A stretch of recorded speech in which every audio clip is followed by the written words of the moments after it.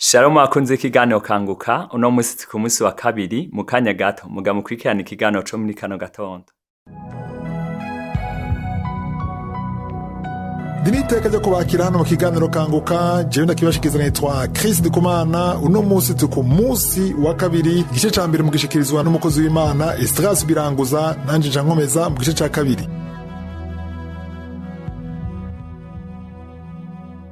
Shalom, ndashaka gutera intege abantu bihevye barushe mu mubiri, barushe mu mutima no mu buryo bwo mu mpemu. Birashobora gushika ugaca mu bihe bigoye kugeza aho ubona umengo nta nzira, utazi inyishu aho izoca, ukibaza nimba uhoraho ari imana y'abandi gusa atari imana yawe, kubera ubona umengo ntirikwira kwishura, ntikwirumva amasengesho yawe. Sinzi nimba biragushikira aho uhura n'ingorane n'ibibazo ugasenga imana utakisaba ngo ibikore, kubera umaze igihe kinini uri kurasenga, ariko ugasenga uvuga ati Mana ndashaka unyereka ikimenyetso, ndashaka unyereka ikimenyetso basi ko wumva amasengesho yanje, ndashaka unyereke yuko iki gihe cose maze nsenga wari kuranyumva, naho tobikora ubunyene ico nsavye ni sinye, ni kimenyetso kugira mbone kuri imana iriho kandi yumva. Ukabona umengo hariho abandi imana ihora yishura igihe cose, ukabona bararyohewe, bariko baranezerwa, bari mu nyishu, ariko wowe uracarindiriye. Ndashaka kubera ngo imana ntirobanura ku butoni, ntiraba ku gihagararo, ntigira favoritisme. Dusome mu gusubira mu vyagezwe igice ca 10 umurongo wa 17 kugeza 18, Deuteronome chapitre 10 verset 17 à 18. Haravuga ngo kuko umwami imana yanyu ari imana isumba izindi, umwami asumba abandi, imana ihambaye ni nyabushobozi iteye ubwoba, idatinya abantu ku kigohe, itajya igiturire, icira imanza imfuvyi n'abapfakazi, ikunda inyambukira ikayigaburira ikayambika. Ko imana yacu rero itaraba ku gihagararo, kutagira favoritisme, bisigura rero ko idashobora gufata ngo yishe amasengesho ya bamwe ireke ay'abandi kubera uburyo bumwe canke ngo ikunde uyu kurusha uyundi. Imana yacu si umuntu ngo igire nka kwa kundi umuvyeyi ashobora gukunda abana biwe bamwe kurusha abandi. Ivyo bikora abantu ntibikora imana. Ikindi duhejeje gusoma ngo ntijya igiturire. Nta kintu rero ushobora gukora kugira imana ikwishure yihuse gusumba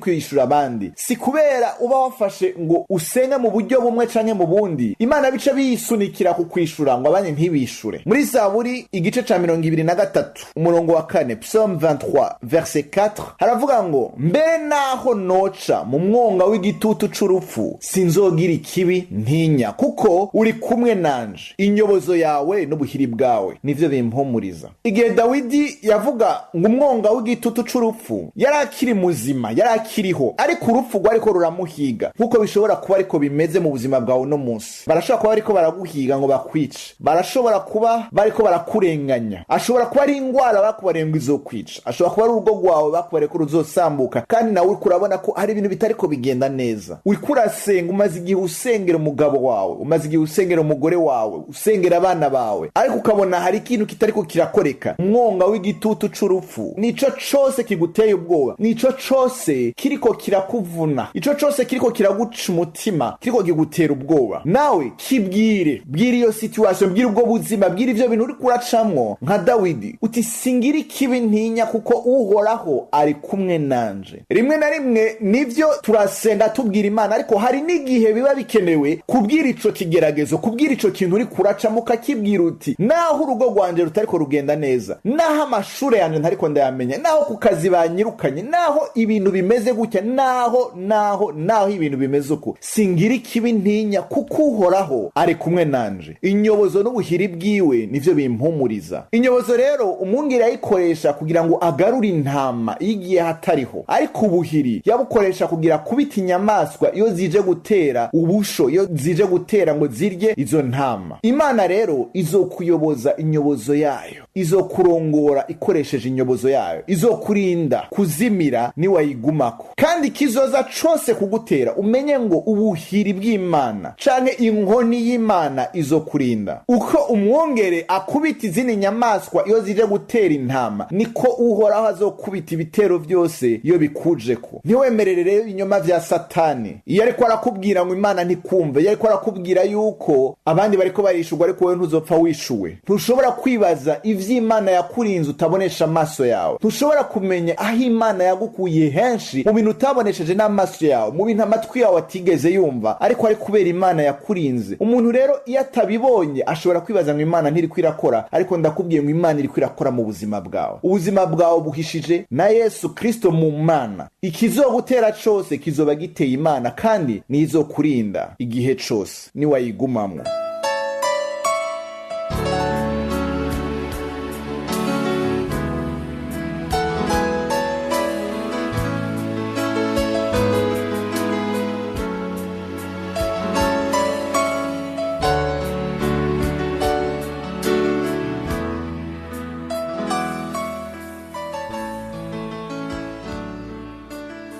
tugeze mu mwanya w'inyigisho, turakomeza inyigisho nise kubera iki twisonzesha pourquoi jeûner. Ejo nako nabereka igice ca 58 muri Yesaya, Isaïe 58, tubona ngene abantu bibaza igituma Imana itabishura, bakavuga ati none twibabariza iki kandi Imana itatwishura. Nivyo ndabumva, kuko ntaco bimaze kwibabaza kandi Imana itakwishura. Ubona Imana itakwishura, iyo urinze wibabaza ni uko ushaka kwegera Imana kugira Imana yumve ikibazo cawe, Imana yumve isengesho ryawe mu buryo budasanzwe. Urumva ubu kurasenga mu bundi buryo butandukanye n'ubwo wahora usenga. Rero ngaha turabona yuko Yesaya 58 murongo wa 3, Isaïe 58 verset 3 batubwira rero ingene ubwa mbere ngo abantu bisonzesha bashaka ibibanezera, ibibahimbara. Urashobora kurisonzeresha ibintu by'umubiri bikunezereza ataho bihuriye n'ubugombe bw'Imana, nukene no kwitaho aho Imana ihagaze urabikunezera gusa. Ayo masengesho ntakomeye, ntafite inguvu, umukwiye gushira imbere ubugombe bw'Imana. Kuko muri Yohana wa mbere igice ca 5 murongo wa 14 na 15, 1 Jean 5 verset 14 à 15 handitse ngo turemezwa neza yuko iyo dusavye ikintu gihwanye n'ubugombe bw'Imana iratwumva canke iratwumviriza. Mu Gifaransa bavuga iratwumviriza, inuze kute. Imana iratwumviriza. Murongo 15 ngo kandi ngo iyo tuzire ko itwumva canke itwumviriza ikintu cyose dusavye tuzi ko twagihawe. Ntibisigura ko uzogihabwa mu minsi iri imbere, nivyo bizogaragara mu nyuma. Muga muri uwo mwanya uko urasenga wagihawe kuko gihwanye n'ubugombe bw'Imana. Hakarero umugore atarashobora gusama byanse ko aronka umwana, ufise umugabo mu nzira nziza, ntimuri mu caha. Iyo uko urasengera umwana ubuzi neza yuko ari ubugombe bw'Imana. Ntukeneye kwibaza ko ari ubugombe bw'Imana canke atari ubugombe bw'Imana kuronka umwana, kuko ubuzi neza yuko Imana yakugize umugore, ikaguha umugabo, ikaguha igitereko, n'ubugombe bwayo kuronka umwana. Uriko urasengera mariage urazi neza ko ari ubugombe bw'Imana. Ico rero kiye kubanza kuva mu nzira imbere yo kwitaho ibindi. Nubwo vyo bari ubugombe bw'Imana ivyo uriko urasengera, nukumenya neza yuko hari ibindi ushobora kubikora mu buzima bwawe bizibira amasengesho yo kwisonzesha. Turabibonye mu murongo 3 nyene yuko abantu bafata nabe abakozi babo birazibira amasengesho yo kwisonzesha. Ni gake twumva inyigisho nk'izi, ariko ibi ndiko nababwira sivyo nakuye mu mutwe wanje, vyanditse mu jambo ry'Imana. Ufata nabi umukozi wawe, Imana ikubwira ati wewe ufata nabi umukozi wawe, ayo masengesho yose ndayumva. Nukuvuga yuko iyo nyifato, ako karenganyo urenganya umukozi wawe, birazibira amasengesho yo kwisonzesha. Hari murongo nagira nabereke kandi dusome mu Banyefeso 6 umurongo w'icenda, Ephesiens 6 verset 9. Babwira abakoresha, abafise abakozi. Nagira nabwire ko navuga abakoresha simpaka uri directeur cyangwa ufise abakozi muri entreprise cyangwa aho ukora, sivyo gusa. Nawe we ufise umukozi muhira. Abanyafrika benshi bariko baranyumviriza usanga bafise abantu babatekera. Muri Afrika ntibigoye cyane kuronka umuntu wagutekera cyangwa kurabira umwana. Muri Afrika biroroshe, iburaya biragoye. Ariko wewe ufise umukozi, ijambo ry'Imana riko rakubwira ngo nimubafate neza kandi mureke kubarenganya. Abstenez-vous de menaces. Nimuba menacer cyangwa mukoresha autorité cyangwa ubushobozi ufise kuri bo, kandi mumenye yuko gushebuja niwe nyene wanyu. Nuvuga ngo leur maître est le vôtre dans les cieux. Vuga ko umukoresha wabo ubaganza, abo bakozi bawe niwe baganza. Uwo nawe ninde? Ni Kristo. Nuvuga yuko Imana iri hejuru y'abaje bakozi bawe, niyo iri hejuru yawe. Mwese mufukama imbere y'Imana imwe, mufukama imbere y'umwami umwe. Nimba wewe umukozi wawe agenda mu cumba wamurenganije, akagenda babaye n'amajambo amukomerekeje, wamubwiye agafuka imbere y'Imana, agasaba Imana mutabare umurondera kandi kazi canke akaririra imbere y'Imana, iyo Mana ariko araririra niyo Mana nawe usenga. Uvuga yuko shefu wiwe niwe shefu wawe. Aya majambo arakomeye gose. Rero wewe warenganije umukozi, wanze no kumuhemba, kumbure wamurenganije, ariko sawa wamwagirije kuba atakoze, ntufashe umwanya kumwumviriza wumve ko yisigura, cyangwa ugasanga uranga kumuhemba hageze, nawe nyene afise abana ashirana ku ishure, ugasanga wewe wahembwe ku tariki ya mbere, ariko wewe ugashika ku tariki 10 utaramuhemba, akababara uwo mubabaro agira shefu wiwe ari we Mana, niwe shefu wawe. Wewe wagiye kwisonzesha kugira Imana ikumvire ikurabe ryiza, ariko barenganije umukozi. Aha harakomeye umurongo ngo shefu wabo niwe shefu wanyu, umwami wabo niwe mwami wanyu. Leur maître c'est votre maître. Mwari mwijuru dans les cieux, kandi imbere yiwe ngo nta karenganyo kabaho. Devant lui il n'y a point d'acception de personne. Sukuva yuko wewe uri diregiteri, ha mukozi wawe gutekera mu nzu, Imana ikikwitaho gusumba wewe. Nuva yuko wewe ufite agaciro imbere y'Imana, nuriya mukozi wawe akubura mu nzu, akoropa mu nzu, nawe nyine afite agaciro imbere y'Imana. Mwese imbere y'Imana mufite agaciro. Nta kuvuga ngo wewe ngo kwifite amafaranga menshi ngo Imana ikiguha agaciro gusumba uriya mukozi. Nta acception de personne. Imana ntirenganya, ntitoranya, mwese mufite agaciro, mwese mwaremwe mu ishusho ry'Imana. Ibi rero ni vyiza ko tuvyumva imbere yo kwisonzesha, umenye ngene Imana ikubona n'ingene ubona umukozi wawe. Ejo nzokomeza kubivuga, ryo bahezagire, mugire umunsi mwiza. Nizeye ko mwubatswe,